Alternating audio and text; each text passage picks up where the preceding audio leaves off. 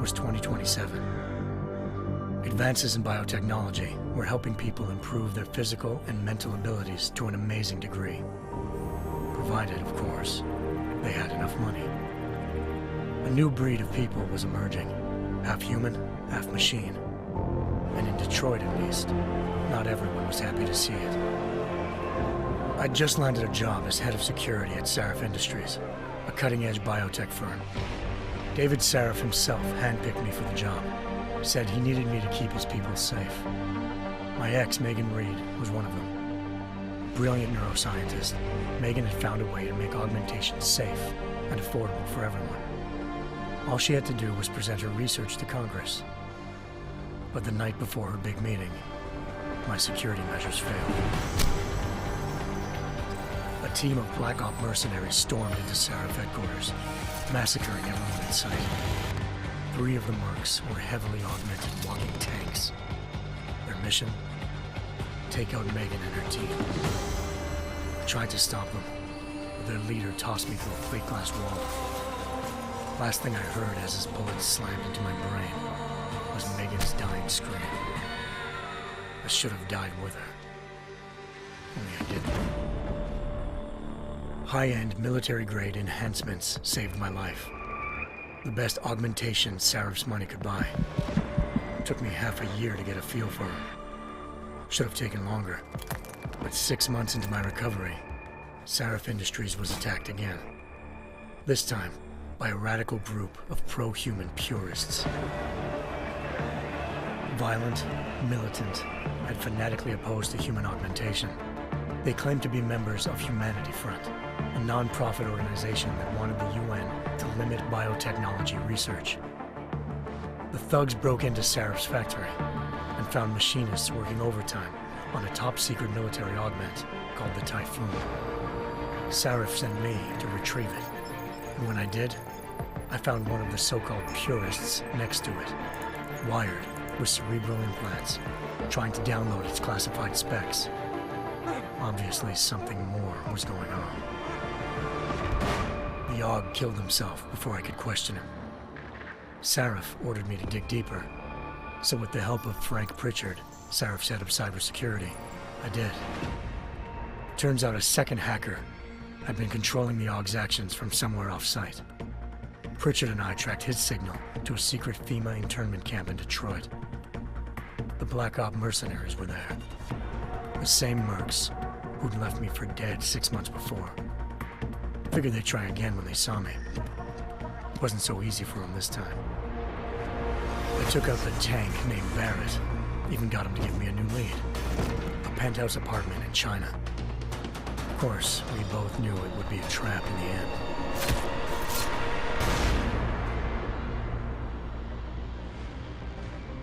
Hengsha Island, China. Home to a city so crowded, they had to build a second city on top of it. Trying to find clues in Hengsha wouldn't be easy. Lucky for me, I wasn't alone. Farida Malik, Sarif Industries' ace pilot, had lived in Hengsha before. A good person to have on your side.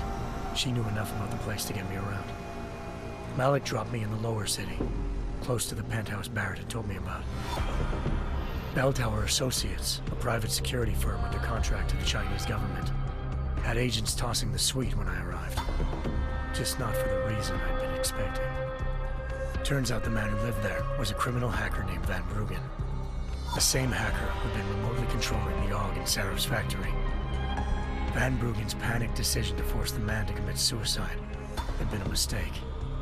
Now his mercenary partners were gunning for him, and I needed to find him before they did.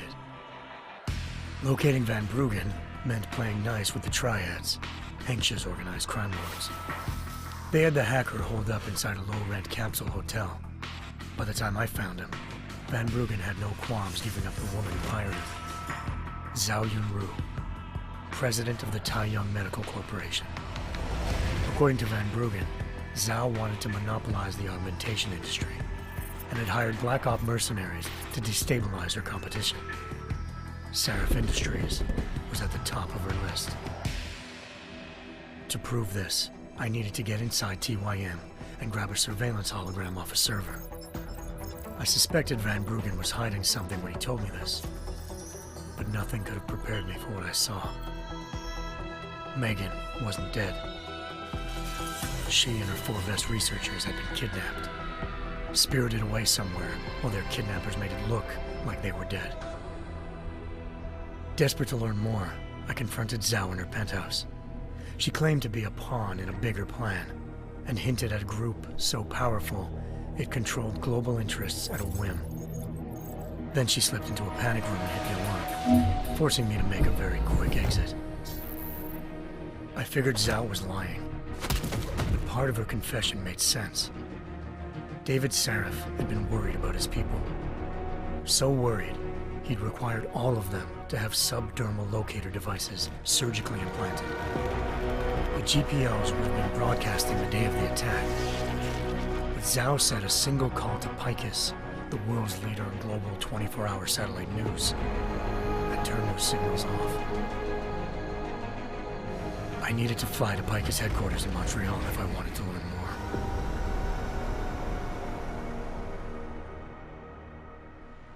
Eliza Cassan, Picus Communications' First Lady of News.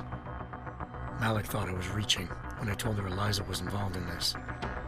The world's most famous news anchor, working with a mercenary hit squad. But when I confronted Cassan in her office, she freely admitted to jamming Detroit's satellites the night Megan's team had been taken. Said she's just been following her commands. I suspected she wanted to say more. But Black Op mercenaries showed up looking to shut us both down. And just like that, the Eliza I'd been talking to disappeared. The Mercs were led by an augmented killer I'd crossed paths with twice before, Fedorova, a woman who'd made silence her best friend. She waited for me to track Eliza's transmission to a secret server room underneath the Picus complex, then jumped me from behind. A deadly fight ensued. I made sure she never moved silently again.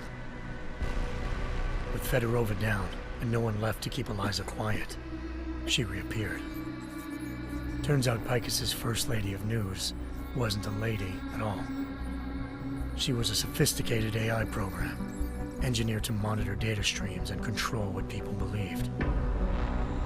Eliza told me the Mercs had brought in a Humanity Front doctor named Isaiah Sandoval to remove the scientist's implanted tracking devices while Detroit's satellites were down. She also told me to speak to David Sarif if I wanted to learn more. By the time Malik and I got back to Detroit, tensions between normal and augmented citizens had reached a flashpoint. Riots were breaking out in several cities, and the UN was being urged to intervene. Sarif was trying hard to convince Hugh Darrow, the inventor turned philanthropist who'd once been a leading proponent of enhancement technologies, to help stop a possible regulatory vote. Sarif had a lot riding on Darrow. Megan's discovery would have given millions of people the chance to evolve beyond their normal human abilities, and at the same time catapulted Sarif Industries to the top of the Fortune 500. According to Sarif, Megan's kidnappers knew this, and didn't want people evolving unless they controlled how it was done. He called his enemies Illuminati, and urged me to keep searching. Determined to do so, I tracked down Sandoval via America's most outspoken augmentation opponent, Bill Taggart, Sandoval's boss and founder of Humanity Front. Sandoval admitted to operating on Megan's team when I confronted him, but said he hadn't removed their GPLs. He'd merely switched them to a different frequency. Pritchard was able to trace one of the signals to China. Malik and I immediately took off in pursuit. Unfortunately, the Illuminati were one step ahead.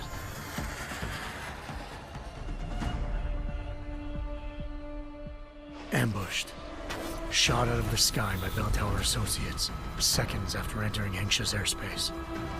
Malik's piloting skills saved me.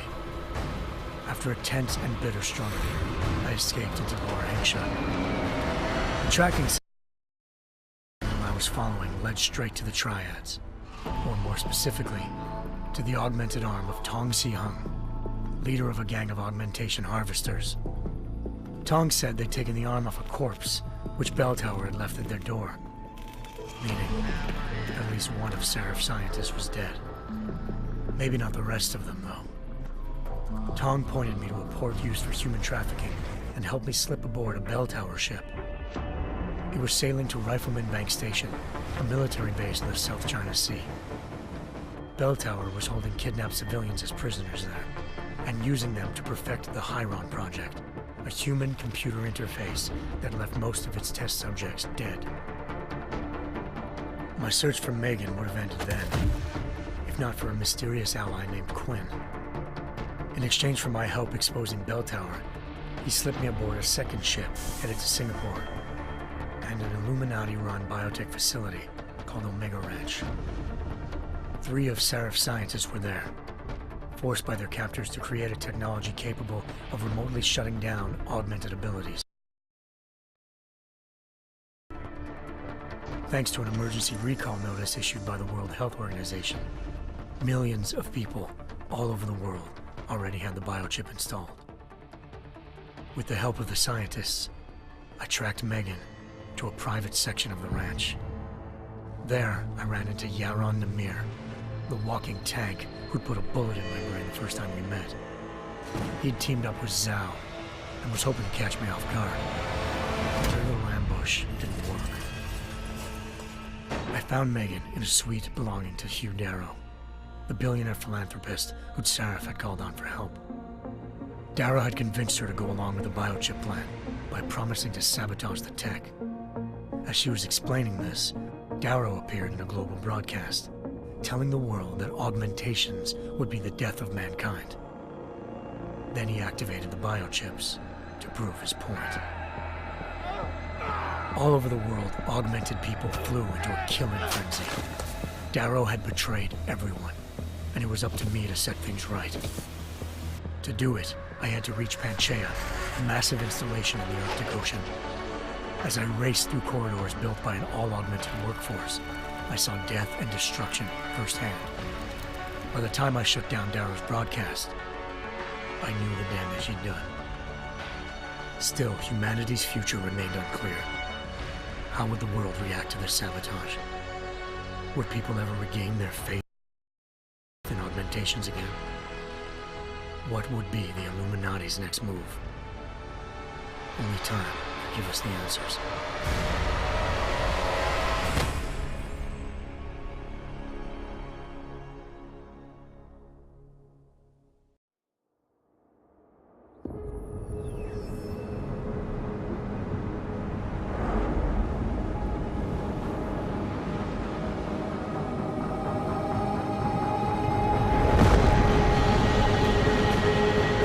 I once thought I could save the world. Now look at it.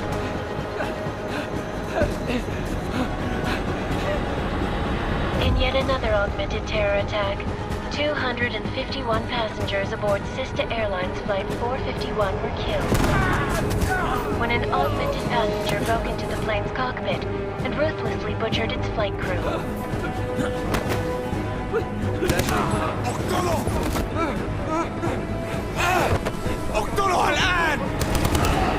Details recovered from the black box recorder suggest that the man may have been suffering flashbacks to the AUG incident. That horrible day 2 years ago when augmented people all over the world flew into a psychotic killing spree, causing the greatest loss of life in recent history. Sometimes, you just have to let go and embrace what you've become. Not gonna go all wonky on us now, Hansa, are ya? Well, if I do, McCready, I guarantee you'll never see it coming.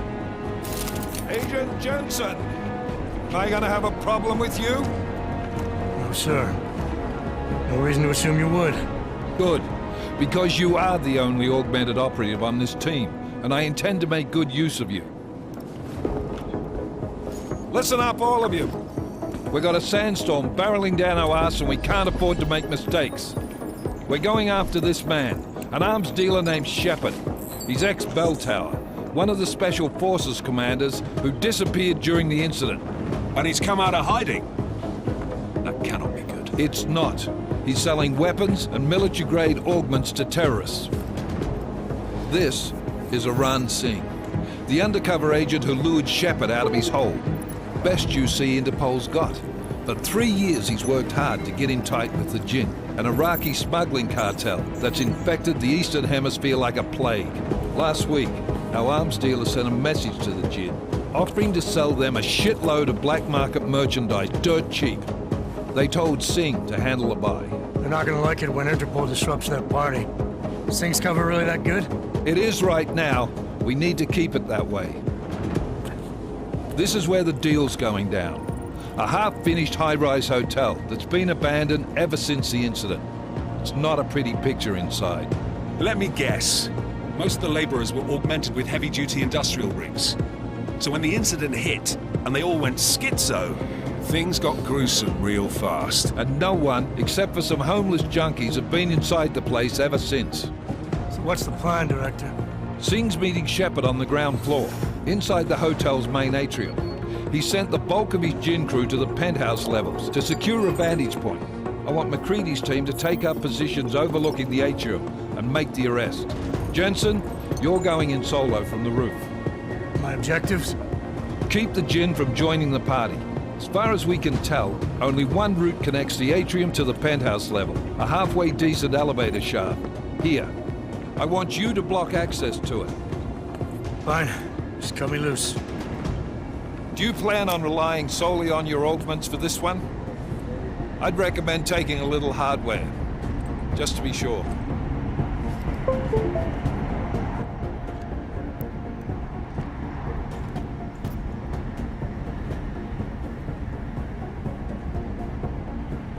I'm not leaving my 6 exposed. Give me something lethal. Your call, but Singh's undercover in all this. So watch your fucking sights. What about range? There's lots of wide spaces and high ceilings in there, but a number of tight and constrained rooms too. So it's a crapshoot, really.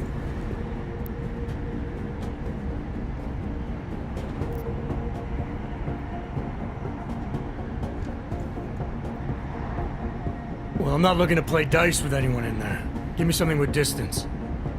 Your call. Less chance of being seen and compromising Singh that way. One last thing, Jensen. Singh said the Jinn are using some sort of portable Wi-Fi device to boost communications. He's got a better chance of maintaining cover if you disable it. I'll keep an eye out for it. But aren't we on the clock here? You said there's a sandstorm moving in. There is, and we got the intel on this mission at the very last minute, so we're scrambling a little. If it comes to it, your #1 priority is keeping the Jinn out of that atrium. Copy that. Time to put away your happy thoughts, gentlemen. We're approaching the target building. You're up first, Jensen. Let's do this.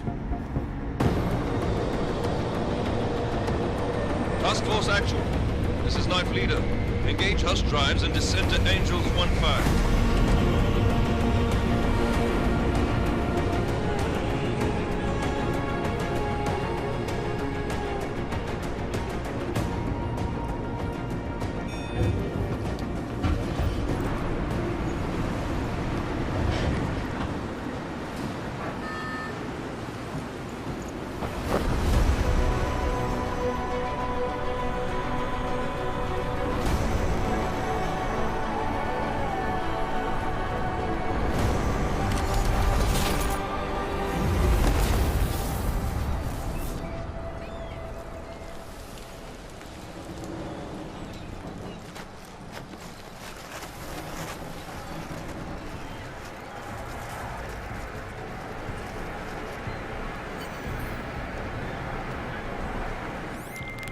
Team leader, this is Jensen. I'm on the roof. Solid copy. Move into the building. The access route you need to block is at the far end of the penthouses. And keep in mind, the direct route might not be the easiest one. Roger that. McCready will advise once his team is on the ground. Miller out.